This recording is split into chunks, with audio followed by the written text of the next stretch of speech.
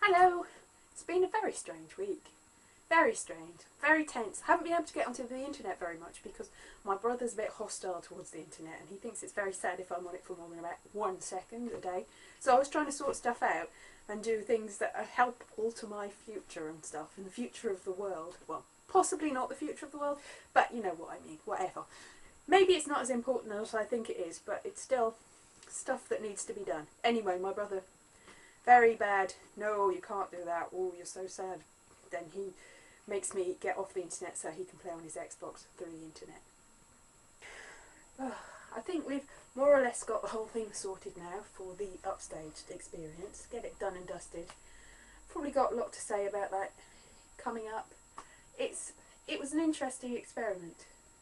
I think that really, whatever it was that they set out to do actually worked. They were trying to get people to come together from the internet, and it was, I know I heard from loads of different people about this from starting way back in September before they even launched it, you know, because there's a website called Chortle, a comedy website where people that do stand-up comedy can go to find gigs, and they were approaching people there, they were approaching people all over the place, and really it was a last minute thing when I got involved with Upstaged. I'd sort of forgotten about it and thought, oh well, somebody else will be involved and they'll win and I'll be sad.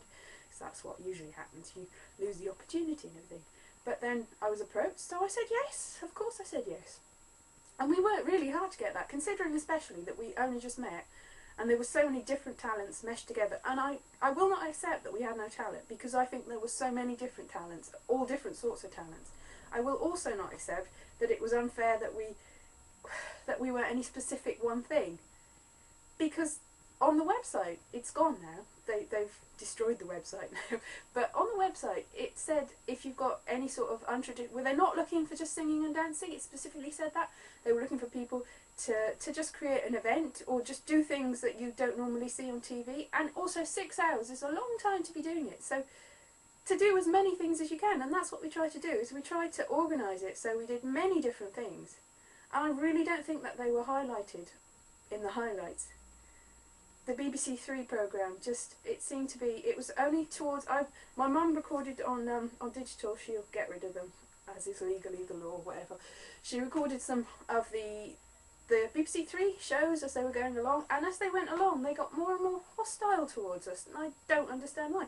It was as if some sort of sea change happened halfway through. I don't know why, but it went from being quite a positive, lovely experience, although, to be honest, the first 4 days were very stressful because we weren't sure what was going on. I don't think anyone was. I don't think any of us were. And I've talked to other acts and it's all so very strange. But it was just as if towards the end it was more rewarding for the people making the BBC Three programme and making the website to just be snidey about everyone. And although we bore the brunt of that in the end, I don't think it was specifically aimed against us. It was just aimed against all of us, everyone that took part, all of the acts. We were all treated as if we were useless and untalented. Even the people with the traditional talents, the people that are really experienced and good and wonderful, were, I think, I don't know, I don't know who, if anyone, to blame for this. Maybe it's just in reality TV, somebody has to be the enemy. And it ended up being us. I've talked to a lot of the acts since. I've talked to some of them and they are so lovely. All of them are just so nice. And they understand, you know, if you've been through this whole trying to make 6 hours of television, you understand it is a stressful thing. Especially with hardly any breaks. And when you haven't really got time to prepare because you're on again. If you are successful on the day, you have to go and do it the next day. And it's quite a lot of pressure to do different things the next day because we didn't want to repeat ourselves. Unfortunately, when the highlight shows were shown, we tended to have the highlights with us going vote for us, vote for us, vote for us, or playing very silly games, and that's not all we did. For instance, I had learnt the ukulele especially for the show. I'm primarily a comedian, so it was I thought amusing, and although they showed that, I thought they were amusing, but then it was made out as if, oh, look at those, they've just got no talents, they're rubbish at playing the ukulele. So yes, I acknowledge I'm rubbish at playing the ukulele. I've only just bought the blimmin' ukulele. But they didn't show any of the Angel and Rochelle stuff at all. A lot of the films that we sent in couldn't be used for various different reasons, because it's the BBC, obviously they had to comply with certain regulations. You couldn't have brands or say certain things. I couldn't have used any of my stand-up material. I do stand-up, because it would have got bleeped out. I know, I was told, I did the Universe song one day, Monty Python, the last line has got the words bugger all in them, which I'm going to say on YouTube, and I said, because I was told, I specifically checked, can I say that, can I say that, yeah, there's no problem with that. Of course it got bleeped, everything got bleeped, nothing we said really got through, and because a lot of what we did was talking, there was going to be a lot of stuff that didn't get through. You couldn't hear very much of it. I mean, one of the talents most of us have got is talking. That's what stand-up comedy is. Alex Nerimon also does stand-up comedy. None of that could have been used because it would have been complied. I know Ellen sang some songs that got complied. It just kept happening. So, you know, there's...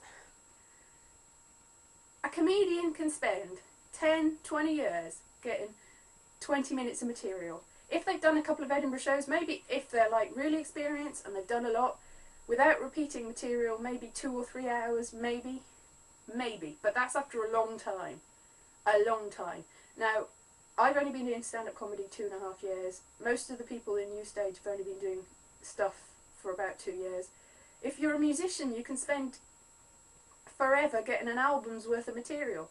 So it's difficult for everyone. It was difficult for everyone. 6 hours. I mean, imagine, all your material's gone within 2 hours. And then what? That's on the first day. We did 40 hours in the end. 40 hours, which we had to plan as, you know, just before we went on, in the night.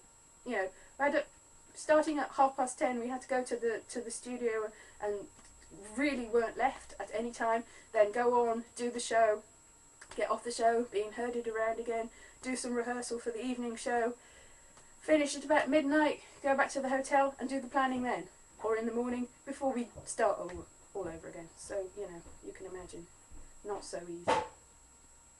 So, that was an interesting experience. I'm not bitter about it now, I'm not bitter, it's fine. And to be honest, I don't think it was anybody's fault, because it's a difficult thing to do. It was an experiment that didn't necessarily... And as for the fans, I don't think anybody would vote for something that they didn't enjoy, and we tried to make it as enjoyable. We worked hard on it. Everybody worked hard. Everybody. All of the acts worked hard. I acknowledge that. And they were all great.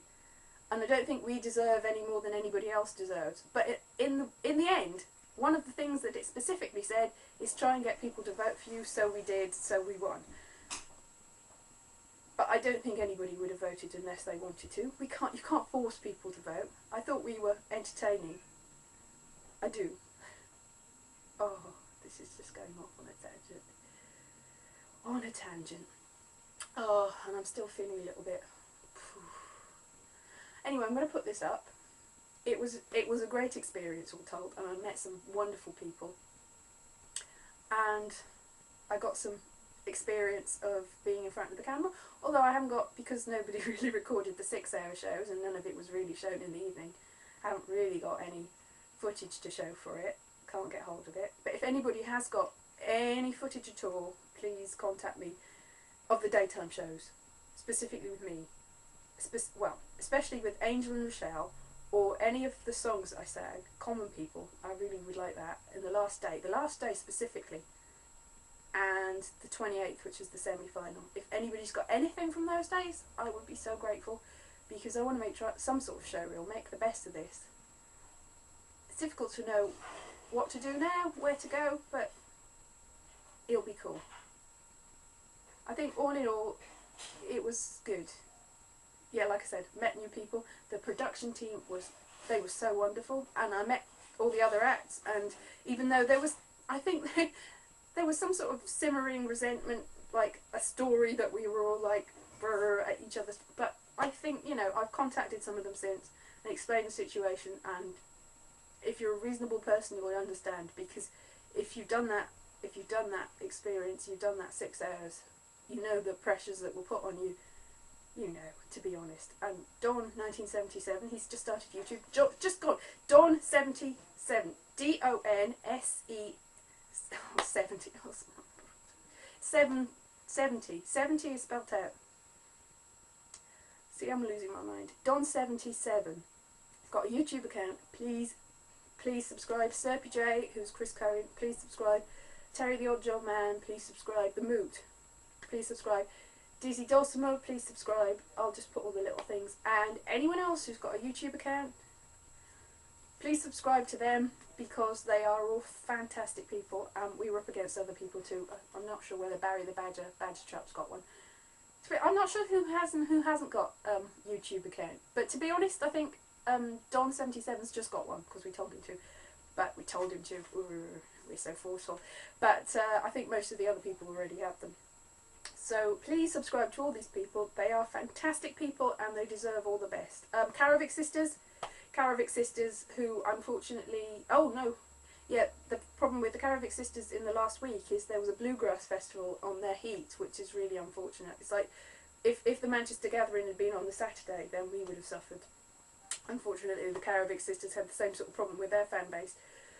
And I think Pole Kitten, if they'd gone head to head to us with us on the Sunday, on the final, if well, we were against them on the semi-final, but if they'd gone against us in the final, then there was some sort of pole event then which would have gone against them. It's like, you can't, everybody's got their fan bases, but I don't think anybody would vote for anyone unless they wanted to be honest. And also the trouble is, if you've got your fan, if you've got your act that you're supporting and you were looking at the two screens, you're not really going to be looking at the people that you don't support, because you don't want to see them. So you're not really going to know what the competition's doing. And I think we did a lot of things that people didn't realise we did. I know in the last day, Don was surprised that we were doing a lot of music, even though we'd always done music from the start. And we actually did less in the last day, I think.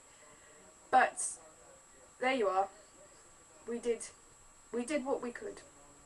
And in the end, I think positive things are going to come out of it, and I think all of the acts are going to benefit, really, because publicity for one is publicity for all, and I think that they all deserve things in the future, good things. So please subscribe to whoever's on YouTube, find them on MySpace and Facebook or wherever they are. And I think really the internet is a tool for good, and I think people should realise that and not dismiss it, because good things can happen. And they will, I'm sure they will, at some point. Okay, bye.